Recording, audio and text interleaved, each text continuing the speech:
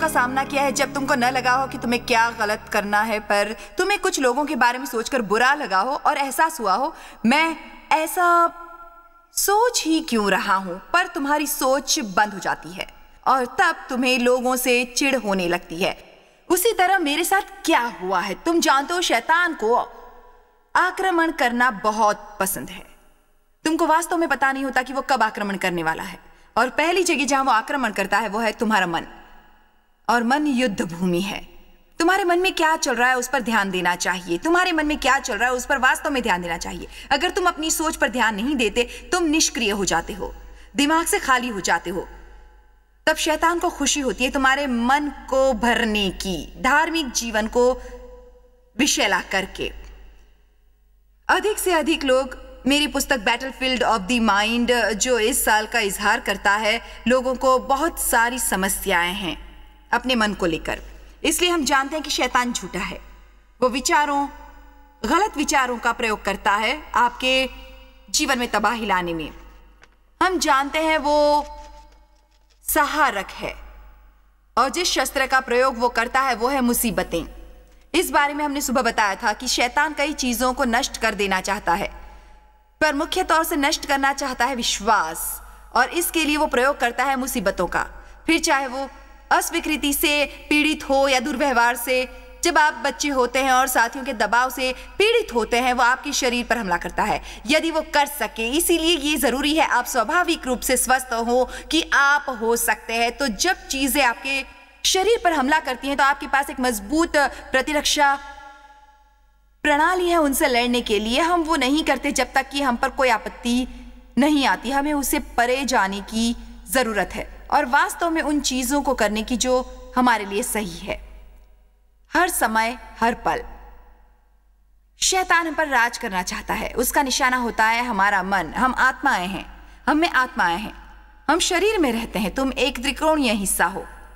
एक पल मेरे साथ सोचो, तुम एक आत्मा हो जिसमें पवित्र आत्मा वास करती है। यही तुम पाते हो परमात्मा जो बताती है कि तुम सही हो या गलत। यही तुम्हारी परमेश्वर से भेजी होती है और संवाद होते हैं। लेकिन आप में आत्मा है, तुम्हारी आत्मा तुम्हारा मन है, तुम्हारी इच्छा और तुम्हारी भावनाएं हैं, तुम्हारा एक शरीर है। जब हम एक दूसरे को देखते हैं, हम एक दूसरे का शरीर देखते हैं, पर इसके अलावा भी बहुत कुछ है जो हम देखते हैं। हो सकता है तुम्हारी आत्मा अच्छी हालत में हो क्योंकि तुम अपने उद्धारकर्ता के रूप में यीशु को पाते हो और सब कुछ साफ कर दिया है और तुम्हें पवित्र बना दिया है, क्योंकि वहां नहीं रह सकता जहां पवित्रता नहीं है। हो सकता है वास्तव में सही हृदय और सही आत्मा हो, पर फिर भी आत्मा गड़बड़ हो। तुम्हारा मन अभी भी गड़बड़ हो, जिद्दी हो और घमंडी, और भावनाएं अभी भी गड़बड़ हो। और दुख की बात यह है कि तुम्हारी आत्मा में क्या है, और दुख की बात यह है कि तुम्हारी आत्मा में क्या है ये बाहर जाता है तुम्हारे शरीर से, जहां किसी भी ये भला कर सकती है। तुम्हारी आत्मा को ये करना ही पड़ता है क्योंकि तुम्हारी आत्मा के माध्यम से पवित्र आत्मा आएगी। मैं सेवकाई कर रही हूं, पर ज्यादातर मेरे व्यक्तित्व से नहीं आती है, मेरी आवाज से। मुझे इस संदेश के बारे में सोचना पड़ा, मुझे यहाँ का चयन करना पड़ा। बहुत सारे लोगों को बहुत कुछ करने का अवसर मिलता है, पर वो अपनी आत्मा से निपट नहीं पाते। इब्रानियों 4 कहता है केवल परमेश्वर के वचन ही आत्मा और पवित्र आत्मा को विभाजित कर सकते हैं।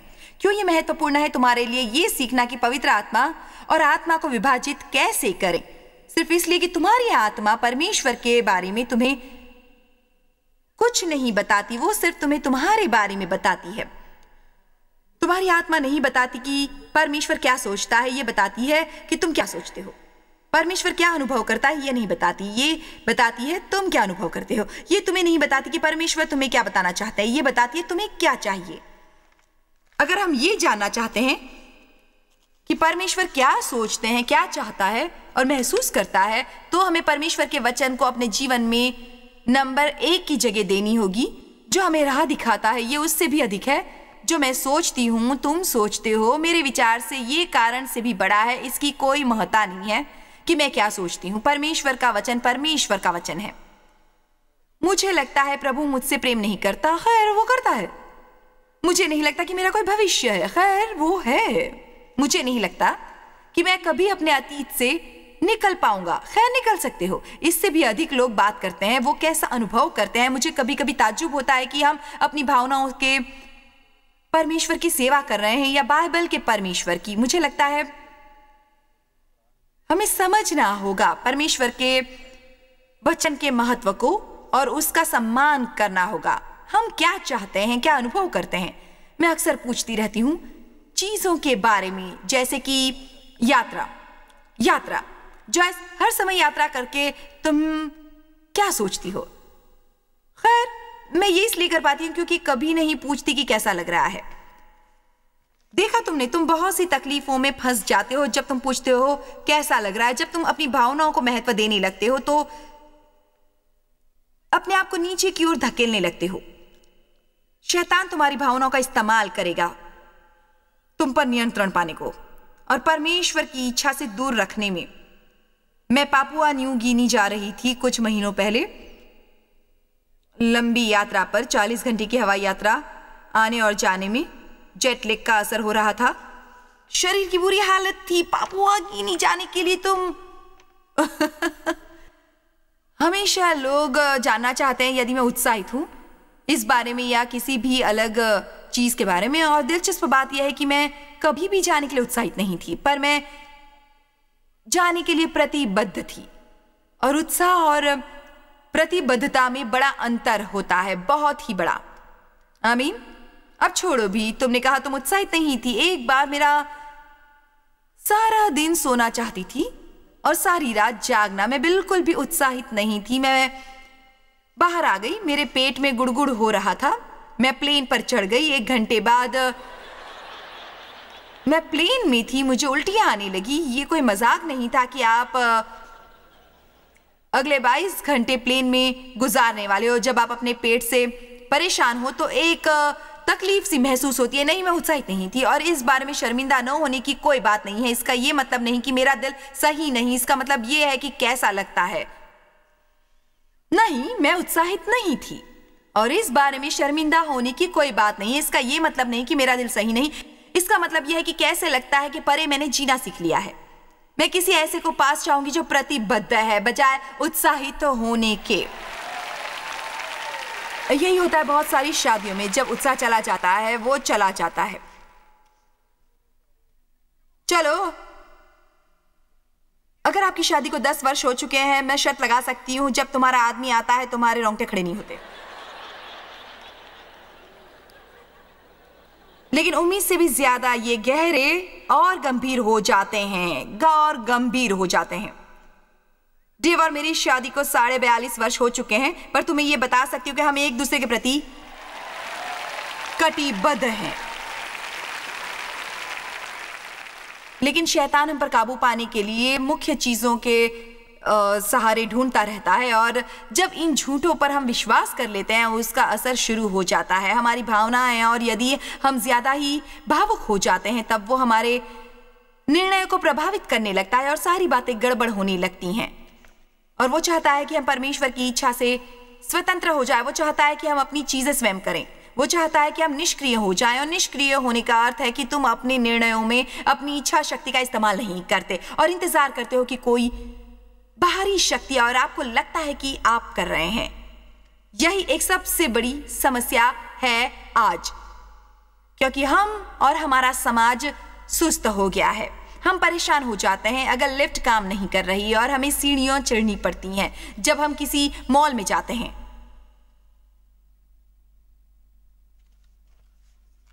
हम अधीर हो उठते हैं यदि हमारा इंटरनेट हुक हो जाता है। वो तो 45 सेकंड लेता है 10 सेकंड के बजाय और हमें हुक देता है। हम गुस्सा हो जाते हैं यदि हमारा सेल फोन आईपॉड के साथ और जिससे आप दुनिया भर से संवाद कर सकते हैं, मेरा मतलब मैं यहाँ बैठकर अपने बेटे से इंडोनेशिया और अफ्रीका और भारत जहां भी हो बात कर सकती हूँ। हम भी इसी तरह आगे पीछे जा रहे हैं, पर आप उस चीज का इस्तेमाल कैसे करते हैं सुविधा के लिए। हमें समझना होगा कि अगर हमें सही मसीह बनना है तो हमें शैतान को हराना होगा। इसके लिए हमें थोड़ी सी प्रतिबद्धता, थोड़ी सी शक्ति, थोड़ी सी इच्छा शक्ति का इस्तेमाल करना होगा। और कुछ अच्छा नहीं हो रहा है, कुछ छोड़ना होगा। कोई कहेगा यहां पर आमीन? कोई कह सकता है मेरे साथ आमीन? ईसाई का भावुक नहीं होना चाहिए, ये नहीं कह रही। क्या आप में भावनाएं नहीं होनी चाहिए? क्या भावनाओं का आनंद ले सकते हैं आप? आज रात हमारी भावनाओं को प्रदर्शित किया जा रहा है जब हम परमेश्वर की उपासना कर रहे थे। और ईमानदार रहो, इन्हें प्रयोग करने का यह सर्वश्रेष्ठ स्थान है। बहुत से लोग कहते हैं, खैर मैं इन सभी धार्मिक भावनाओं में शामिल नहीं होना चाहता। आमीन। भावनात्मकता का अर्थ है कि वो भावनाएं तुम्हारा नेतृत्व कर रही हैं। मैं और आप इसमें कोई मदद नहीं कर सकते। भावनाएं चली नहीं जाती, बल्कि उन्हें प्रतिबद्धित किया जाना चाहिए। अपने काफी प्रगति की होगी जीवन में जब आप गलत चीजों को महसूस कर सकते हैं, चुन भी सकते हैं। अपनी दृढ़ इच्छा शक्ति का उपयोग करके सही चीजें चुनकर मैं बताना चाहती हूँ, यही जीत है और यही शक्ति का मतलब ये नहीं कि हमने शैतान पर अधिकार कर लिया है, बल्कि हमने उसे दूर कर दिया है जहां से वो हमला नहीं कर सकता, हमसे झूठ नहीं बोल सकता, हमारे विरुद्ध नहीं हो सकता। हमें जो शक्ति हमले के दौरान हम उसी तरह काम करते हैं जिस तरह करना चाहिए।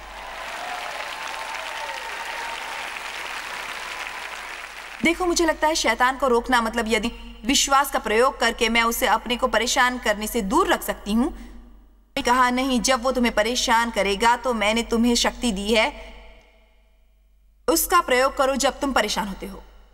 भावुक लोग बहुत गंभीर गलतियां जैसा वो महसूस करते हैं वैसा ही करते हैं, जैसा लगता है वैसे ही निर्णय लेते हैं और अंत तक परमेश्वर की आज्ञा नहीं मानते। तुम्हारा चरित्र निर्धारित करता है, तुम्हारे जीवन की गति निर्धारित करते हैं। प्रेम, उदाहरण के लिए, परमेश्वर के वचन में प्रमुख विषय है और अभी तक ये गिरजे में इसकी कमी है। हमें बेहद सावधान रहना होगा केवल सामाजिक क्लब न बन जाए जहां हम सिर्फ मनोरंजन के लिए जाएं। हम अच्छा संगीत लाते हैं, अच्छा समय गुजारते हैं, गिरजे में हमें अच्छा समय बिताना चाहिए, लेकिन ये वो समय नहीं है जब हमें गंभीर होकर परमेश्वर के दृढ़ वचन सुनने चाहिए। निराश मत होइए यदि आपको गिरजे में डिजर्ट नहीं मिलता। कभी कभी मांस और सब्जियां भी मिलती हैं जिन्हें तुम पसंद नहीं करते। तुम्हें शब्द का वो हिस्सा सुनने की जरूरत है जो तुम नहीं सुनते, पर तुम्हें वो सुनना चाहिए। हमें प्रेम के साथ प्रेम के बारे में सुनने की जरूरत है, जो भद्दे ढंग से बोलकर गले मिलकर कहते हैं, मुझे फोन करके सवारी के लिए नहीं कहना क्योंकि मैं आउट ऑफ द वे जाकर तुम्हें पिक नहीं करूंगी, पर मैं परमेश्वर के साथ तुम्हें प्रेम करती हूं। अब चलो भी, क्या कोई है? प्रेम का संबंध चाहने या न चाहने से नहीं है, इसे अनुभव नहीं किया जाता है। ये उसी तरह है जैसे किसी उद्देश्य के तहत करना। तुम प्रेम में चलने को चुन सकते हो। तुम कहो, ठीक है, मैं इस व्यक्ति को पसंद नहीं करता, उसे प्रेम करके कह सकता हूं तुम उन्हें पसंद करते हो, पर यह जरूरी नहीं कि जिसे आप पसंद नहीं करते उसे आप कहें कि मैं तुम्हें पसंद करता हूं। जैसा आपको ठीक लगे वैसा व्यवहार करिए। अगर हमें प्रेम का वर्णन करना है, उसे करने का तरीका यह है कि मैं प्रेम वास्तव में दूसरों के साथ व्यवहार का तरीका है, विशेष रूप से उन लोगों के साथ जिनकी हम परवाह करते हैं, या वो जिन्होंने हमें चोट पहुंचाई है, या वो लोग जो हमारे साथ अच्छे नहीं हैं। कभी कभी, और ये मेरा आइडिया बिल्कुल भी नहीं है, ये परमेश्वर का आइडिया है। बाइबल कहती है हमें प्रेम पहना है। आखिर इसका मतलब क्या है? प्रेम कैसे पहना जा सकता है? यह निर्णय के बारे में बात कर रहा है। पहनना का मतलब निर्णय लेना होता है। मैं ये रोज पहनती हूं और जब पहनती हूं तो निश्चित कर लेती हूं वे मुझ पर फबें। जब आप घर से बाहर जाते हो तो धार्मिक तौर पर जाते हो, पर सिर्फ बाहरी परिधान नहीं पहनते, पर आप धार्मिक तौर पर तैयार होते हो। आपको दया ओढ़नी होगी, उदारता पहननी होगी, धैर्य पहनना होगा। और बाइबल कुलुस्सियों 3 में कहती है, और सबसे ऊपर जो पहनते हो, सबसे ऊपर तुम जो पहनते हो, प्रेम पहनो। इसका मतलब जब भी सुबह अपने घर के द्वार से बाहर जाओ तो आपको अपने आप से बात करनी होगी, और कुछ निर्णय लेने होंगे। आपको कहने की जरूरत है, ऐसी चीजें कहने की घर से निकलने से पहले ही मुझे मालूम है सभी चीजें मेरे हिसाब से नहीं होंगी, और ये अभी भी निश्चय कर रहा हूं, अगर मेरे हिसाब से नहीं हुआ मैं शांत ही रहूंगा और मैं धर्मी रहूंगा। और वही सोचो, यही है जो कोलोसियों 3 कहती है। पर हम क्या करते हैं? हम निष्क्रिय हैं, खाली दिमाग हैं। हम उठ कर प्रार्थना नहीं करते क्योंकि हम उठना नहीं चाहते और हमें लंबे समय तक बिस्तर में बने रहना होता है, और तब हम काम पर जाना पसंद नहीं करते, दबाव महसूस करते हैं। अब सब कुछ गलत होता है, हम गुस्सा महसूस करते हैं और सब पर आरोप लगाना शुरू करते हैं, और जाने से पहले हम सब पर चिल्लाते हैं और चीख रहे होते हैं, और फिर ट्रैफिक में फंस जाते हैं और हम हर एक को हाथों से संकेत देते हैं, ये करो, वो करो, ऐसे मत करो। मेरे साथ कल एटलांटा में कुछ ऐसा ही हुआ। यार, हमने छोटी सी गलती कर दी, शायद उस आदमी के सामने हम आ गए या ऐसा ही कुछ हुआ, और वो सामने आया और ऐसा संकेत किया जो आपको कभी भी पसंद नहीं आएगा। मैंने सीखा है, वो मुझे खुशी नहीं दे रहा। नहीं, मेरे पास गुस्सा होने का समय नहीं है और ना ही उससे परेशान होने का। मैंने बस जोर से कहा, तुम्हें आशीष, दिन अच्छा गुजरे, तुम्हें आशीष। जानते हो क्या, मैं उस बिंदु पर आ चुकी हूं जहां मुझे उन लोगों के लिए अफसोस होता है जो परेशान होते हैं, क्योंकि किसी की वास्तव में गलती घटनावश होती है और उसकी राह में आना थोड़ा सा भी। पर मैं बताती हूं, दुनिया बहुत विस्फोटक है। लोग किसी भी मिनट उड़ाने को तैयार है दबाव के कारण। जो उनके जीवन में आया है वो भावनाओं में जी रहे हैं, अपने सिरों के ऊपर रह रहे हैं, वही कर रहे हैं जो करना चाहते हैं। वो परमेश्वर के वचन के अनुसार निर्णय नहीं ले रहे हैं, वो उपयुक्त निर्णय नहीं ले रहे हैं। लोग बाहर जाकर दिल खोलकर चीजें खरीदते हैं और बाद में ऋण के दबाव में आकर गुस्सा करते हैं, अपने बॉस पर गुस्सा करते हैं क्योंकि वो उन्हें पर्याप्त भुगतान नहीं करता, और उसी जगह वो परेशान होकर पड़े रहते हैं। इस पर गुस्सा करेंगे, उस पर गुस्सा करेंगे, बस गुस्सा करते रहते हैं वो अपने जीवन में।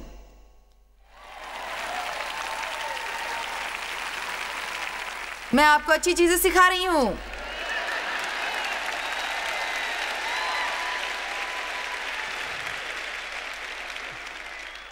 यह आपके बॉस की जिम्मेदारी नहीं कि आपको काम के लिए ज्यादा तनख्वाह दे जो आपकी जरूरतें हैं, क्योंकि बाहर जाने पर तुम वो चीजें खरीदते हो जिसकी तुम्हें जरूरत नहीं।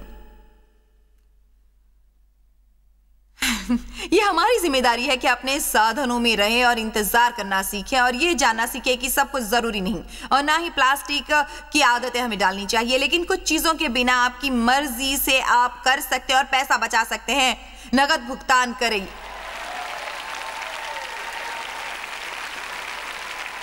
लेकिन जब आप भावनाओं के वश में रहते हैं, मेरे परमेश्वर, आप बाहर जाते हैं, 75% ऑफ सेल का साइन देखते हैं और आप हर वो चीज खरीदने लगते हैं जो आपके बस में होती है। आप उसे छोड़ नहीं पाते। मैं एक औरत के बारे में बताती हूँ जिसके पति ने कहा, हनी तुम्हें शॉपिंग रोकनी होगी, हमें कर्ज चुकाने पड़ते हैं। उसने वादा किया था कि वो बाहर जाकर और कपड़े नहीं खरीदेगी। वो मॉल गई कोई चीज लेने जो उसने पहले से ही ऑर्डर दे रखी थी। उसने एक सुंदर ड्रेस देखी सेल पर और स्टोर के अंदर गई सिर्फ ट्राई करने, ये देखकर कि कैसी लगती है। तुम्हें पता है आपके घर में कैसे आती है चॉकलेट, फज, ब्राउनीज। वो चीजें सिर्फ देखने के लिए आती हैं, खाने के लिए नहीं आती। आप चाहते हैं वो सिर्फ दिखें, आप बिल्कुल भी खाना नहीं चाहते उन चीजों को। ओ खैर, मैं अपने बच्चों के लिए केक मिक्स ला रही हूं। नहीं तुम नहीं, अगर आप अपने बच्चों को केक देना चाहते हैं तो उन्हें बाहर ले जाइए, उन्हें खिलाइए, पर उसे घर लाकर बैठे और उन्हें ताकते मत रहिए। वैसे भी वो घर गई ड्रेस के साथ और इसी उम्मीद के साथ कि उसे पति नहीं देखेंगे, पर उसने उसे देख लिया। मैंने सोचा था तुमने वादा किया है तुम और कपड़े नहीं खरीदोगी। पति ने कहा, पर ये ड्रेस सेल पर थी, मैंने इसे ट्राई किया और मुझ पर अच्छी लगी थी, मैं अपने को रोक नहीं पाई। और पति ने कहा, तुमने कहना चाहिए था शैतान मुझसे पीछा छुड़ा। और उसने कहा, मैंने कहा था। उसने कहा, ये पीछे से ज्यादा अच्छी लग रही है।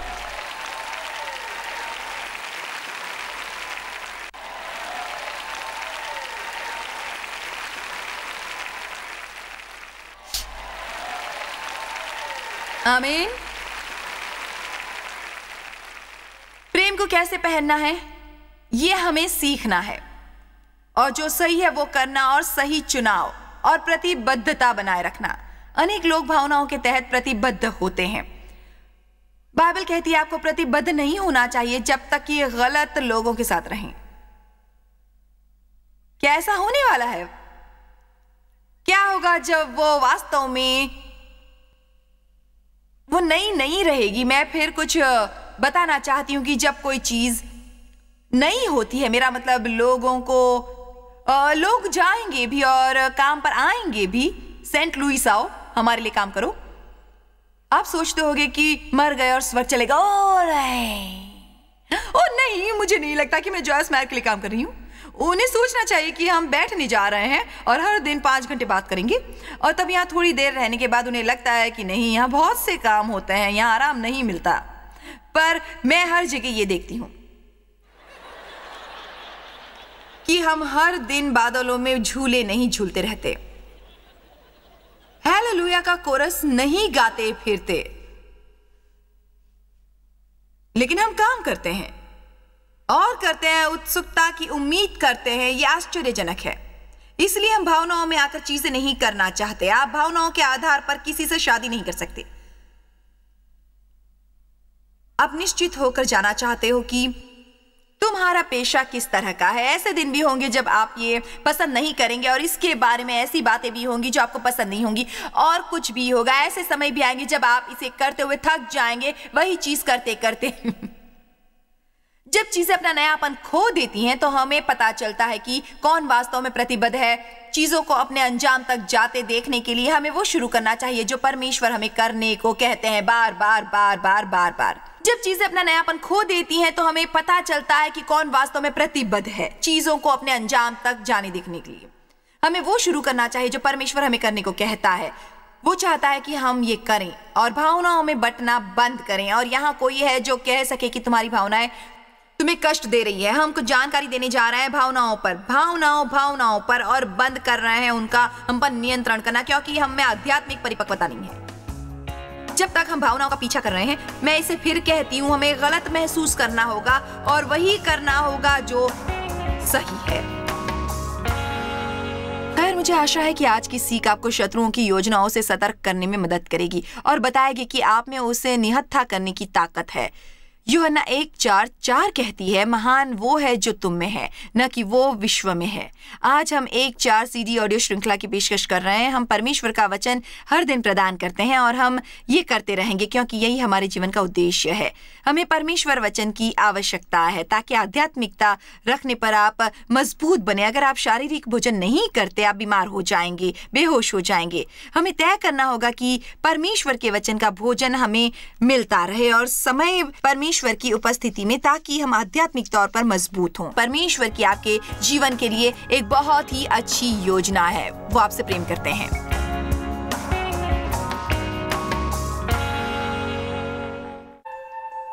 जॉयस मेयर मिनिस्ट्रीज में आप हमारे लिए कितने अहम हैं, इसका आपको अंदाजा नहीं। हम आपके आभारी हैं और हम धन्यवाद करते हैं अपने सब मित्रों और सहयोगियों का कि उन्होंने इस विश्वव्यापी सेवकाई को संभव बनाया। मिलकर हम भूखों को खिला रहे हैं, गरीबों को पहना रहे हैं और कई देशों में सुसमाचार पहुंचा रहे हैं। कृपया हमसे संपर्क करें या विजिट करें jmmindia.org पर। आज ही अपनी प्रार्थना के अनुरोध बताने के लिए, हमारे साधनों के बारे में और जानकारी और जॉयस की सभाओं का शेड्यूल जानने के लिए, और हमारे सहयोगी बन जाएं दुनिया भर में मसीह का प्रेम बांटने के लिए।